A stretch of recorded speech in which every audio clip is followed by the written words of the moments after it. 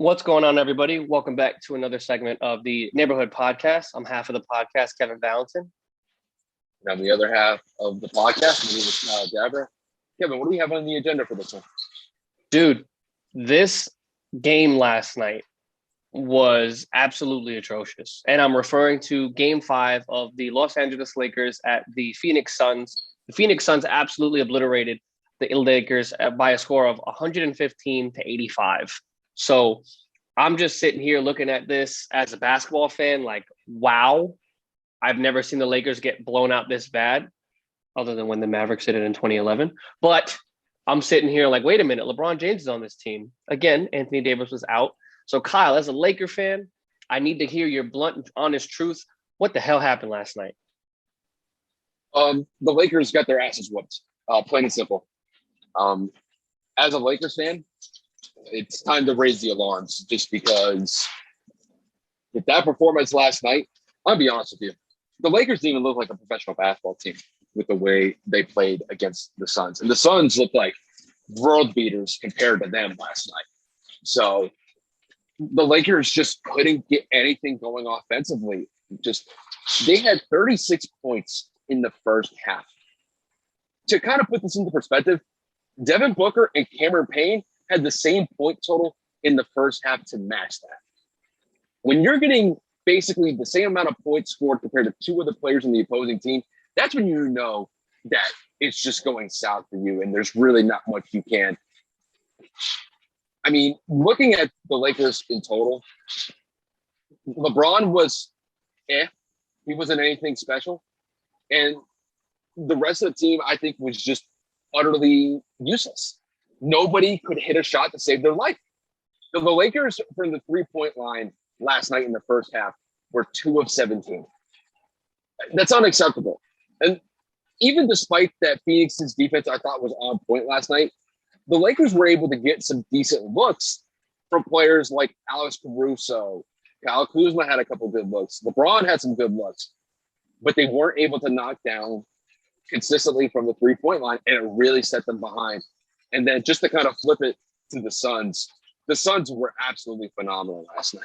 Devin Booker had one of the best games of his playoff career in his short playoff career so far, but he was a man on a mission. He almost had 20 points in the first quarter just by himself. Like I mentioned, Cameron Payne coming off the bench, he's just a huge spark player for them. He's fast, he's quick, and he was just amazing from the field in the first half. I think he was like 6 of 7 in the first half, dropped 13 points, 13, 14 points. He was sensational. And then they got great production from their role players. Granted, they didn't get a lot of production from DeAndre Ayton, but they have Mikal Bridges step up. I believe Cameron Johnson, he stepped up, was able to knock down a couple threes. And the way that this Suns team looks right now, they would have beaten anybody last night. I don't care if you put them up against the 95, 96 Bulls. With the way that they were playing and the way that they were in attack mode, they would have beaten anybody on that court last night. So the Suns look legitimate. They look like a real finals contending team with the way they just dismantled the Lakers last night. And if you're the Lakers, man, you better hope that you're able to regroup after that shellacking that they took from last night. And I don't know if Anthony Davis coming back into the fold is going to make a difference or going to make a dent into what I think Game 6 could end up being. But, man, the Lakers got to get it together, and that's putting it mildly. I mean, I couldn't agree more. I mean, I got a text message from a friend of mine last night. I wasn't watching the game. I was preoccupied with some other things. And, of course, I get a text message saying, yo, did you see the score? Or do you see the score? And I'm like, to what? Obviously, we had the Portland game and the LA game going on relatively around the same time. And I'm sitting here looking at it like, what game are you talking about? They're like, bro, the Lakers are down by 30 at half. And I'm like, wait a minute. What? So I checked the box score and I turned the game on. They talk about it at halftime. This man, Charles Barkley, out here talking about Anthony Davis is called Anthony Street Clothes Davis. Like they just breaking that boy down like it's his fault he got hurt. And then I see the score in the stat line and I'm like, dude, what the hell is going on here? Bro, the box score speaks volume of how this game went. Braun obviously being one of the only three people in double figures. He's 6 of 10 from the 3-point line, so he picked it up in the second half. But you have a multitude of starters with little to no points. You have Dennis Schroeder, 0 points. Kentavious Caldwell-Pope, coming back off of an injury, 0 points. Markieff Morris, 4 points. Andre Drummond, 7 points.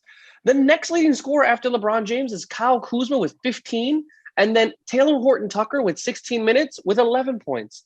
Everybody on this team did not produce. Wesley Matthews, 5 points. Alex Caruso, 5 points. Marc Gasol, 5 points. Absolutely atrocious. They were not producing offensively whatsoever, and they sure as shit were not producing on the defensive end either. As a unit, they shot 34% from the field. They shot 71% from the free throw line. That was just atrocious in every aspect of the word.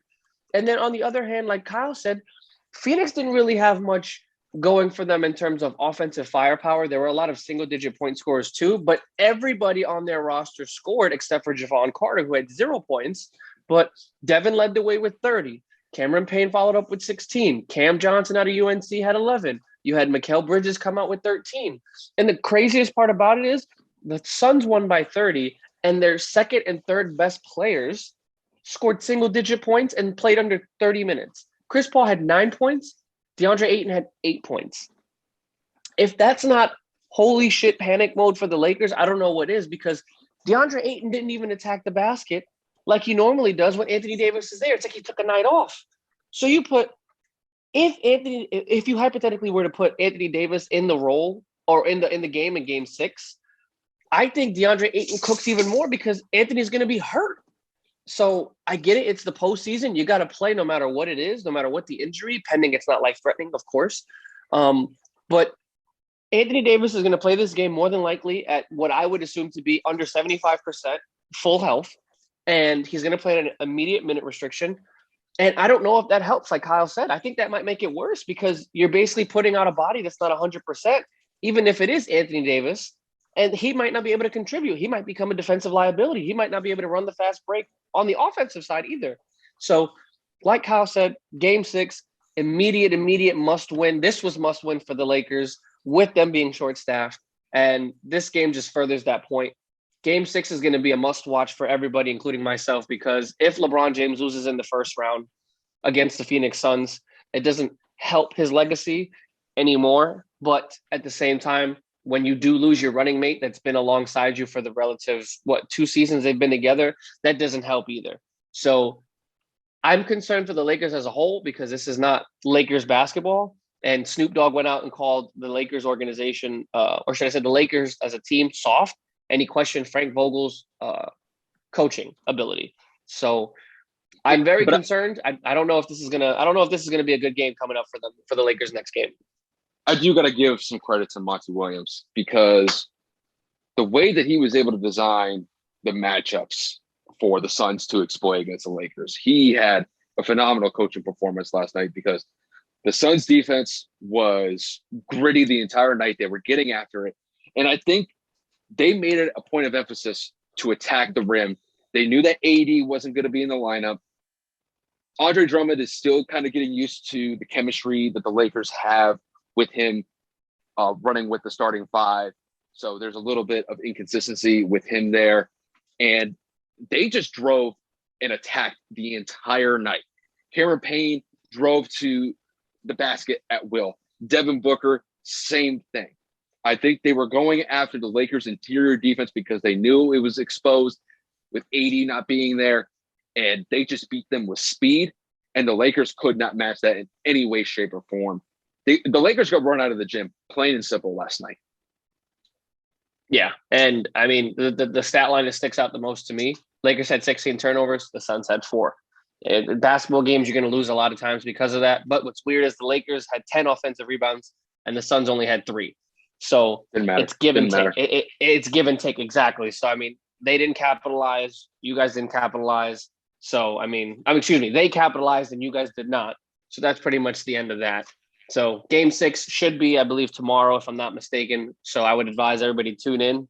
For everybody that has already subscribed and, is consistently following us, thank you for the support as always. If you haven't, please like, please comment, and subscribe to the channel if you already haven't. And Kyle and I appreciate all the support we've gotten. So with that being said, man, you guys have a great rest of your day and talk to y'all soon.